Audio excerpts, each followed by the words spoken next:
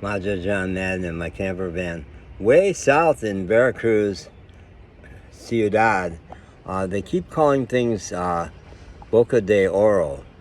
So, Boca de Rio, the mouth of the river. So I think somehow Boca del Rio is the municipality of all of Veracruz. But beautiful beach. I parked here last night, and it's real quiet here. I'm against the seawall again like I was in the Boca del Rio just south of the city, the downtown area. But that part of the seawall was super busy. This beach is Vicente Fox, named after a president, like so many things. Playa Vicente Fox, and then there's Playa Santa Ana and Playa Tumbao or something like that. I walked a long walk yesterday. And the theme is getting untethered. I'm getting untethered. I embarked on going further south, looking for new beaches as a way of drying out my addiction around sex and romance, and move away from the little chiquitas in the convenience stores and the other women I knew in that part of Veracruz.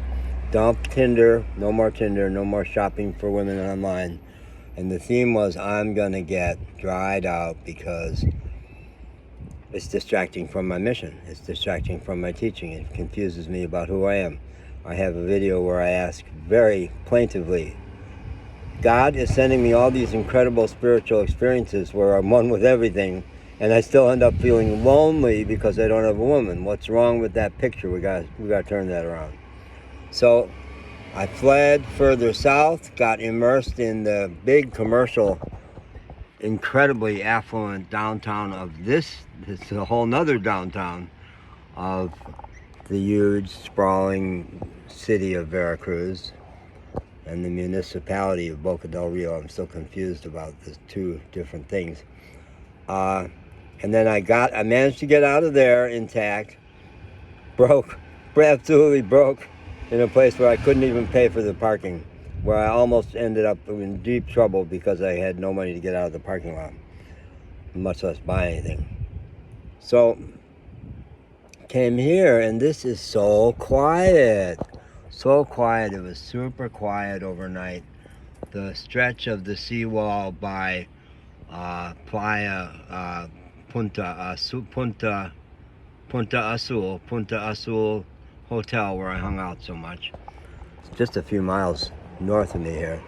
That was so busy, but this is off the main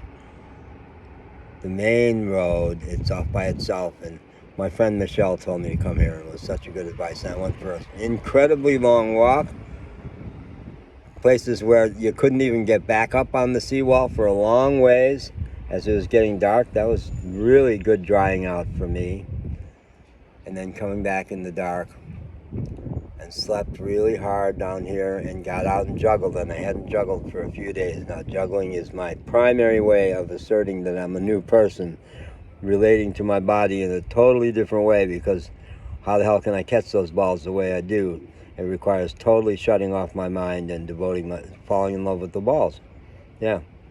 So I hadn't done that for a few days, and I was on fire this morning, and there's always the mixed thing. Am I doing this for God? It's like my dancing too. Am I dancing for God or for me? Am I satisfying my own, which is about the same as doing it for God? Or am I doing it for others? Am I doing it for applause, which I get? In certain places, I'll get a lot of applause because my dancing is incredible. It truly is. And juggling too. My juggling is not pro level, but it's anybody... The cop in Los Fresnos, Texas, who came to check why I had everything out of my car. It's a mess. Somebody's going to call in and say, you've got messy. What's going on there? Violating the middle class thing about mess. And I said, I lost my iPhone. I took everything out of the car. And he understood that. And I said, let me show you this. This is when I had first started juggling. I may have put on some Latino music because that's what I used for it. But I said, do you know why? I guess I was 76 then. Does it make sense to you that a 76-year-old can do this? And he says, no, it does not make sense to me. It's pretty incredible. It's great. That's good. But in Veracruz, the affluent people are so stuck in their own assholes. They got their heads so far up their own assholes that they don't see. They don't see. They walk the seawall with their headphones on. They walk their dogs on leash. I just did a short video about Alejandro. Amazing exception to that. Now, I took a risk of saying I hate all the money here. I didn't go as far as to say, obviously money corrupts and the people here. Buenos dias, señorita. Hola. She's friendly. Why was she so friendly? That was amazing. She found something intriguing about me sitting here in the van.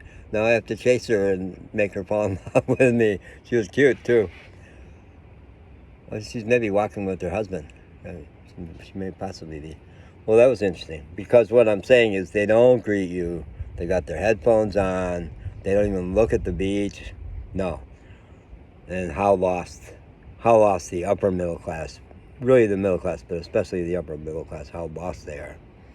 So I took the risk of saying that to Alejandro. Yeah, that's her husband.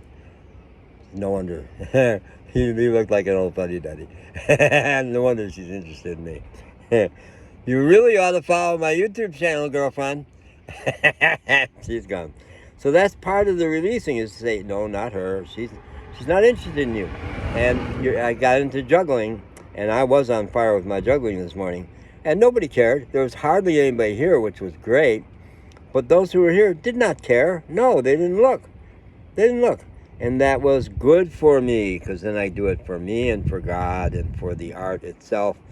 And I started my day dancing to Miley Cyrus because I adore her song Flowers, and it's about this very topic.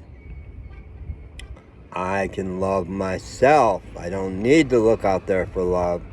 And on my video about Miley Cyrus, I talk about Glastonbury, England or Scotland in 2019 was a big deal performance for her, and she did it with the metal band Metallica, and they did a ballad, a down low song about all that matters. I think that's the title of it, All That Matters.